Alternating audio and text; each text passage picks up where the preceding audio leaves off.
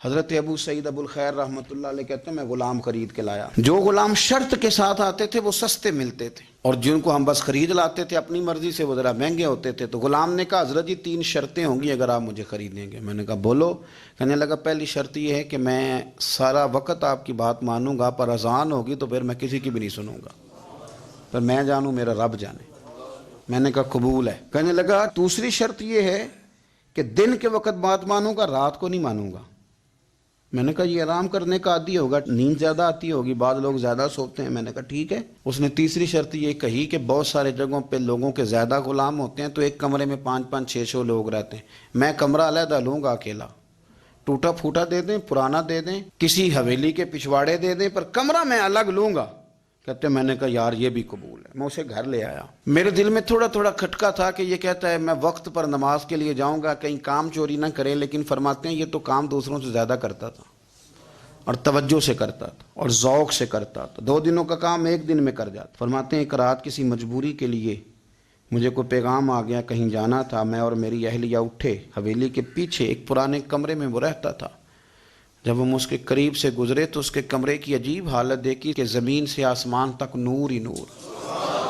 ہم نے جب کان لگا کے سنا تو وہ رو رہا تھا اور کہہ رہا تھا مالک میرے ذمہ نہ میرے آقا کے بھی حقوق ہیں، اس لیے میں سارا دن تیری عبادت نہیں کر سکتا، صرف رات کو کرتا ہوں.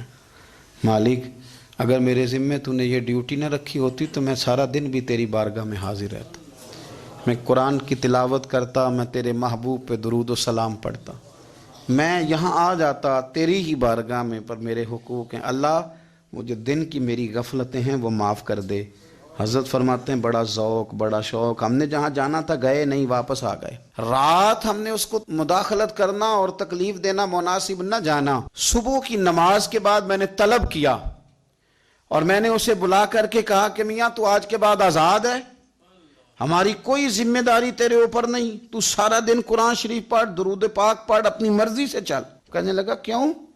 جلال میں غصے میں بات کرنے لگا. کیا مطلب ہے آپ کا؟ میں محنت کروں گا، کام کروں گا، یہ آپ کیا کہہ رہے ہیں؟ تو فرماتے ہیں میں نے اس سے کہا کہ رات نا ہم نے تیرا منظر دیکھ لیا، تیری دعائیں تیری التجائیں، رب کے ساتھ تیرے رشتہ ہم مطلع ہو گئے. کہتے ہیں ہم نے یہ کہا تو اس نے آسمان کی طرف دیکھا، پھر نظر جھکائی. کہنے لگا مالک تو نے تو راز ہی کھول دیا. یہاں لوگوں کی جعلی کرامت مشہور ہو جائے تو وہ کمائی نہیں کرنی شروع کر دیتے، تویز دھاگے کی دکان نہیں چل جاتی.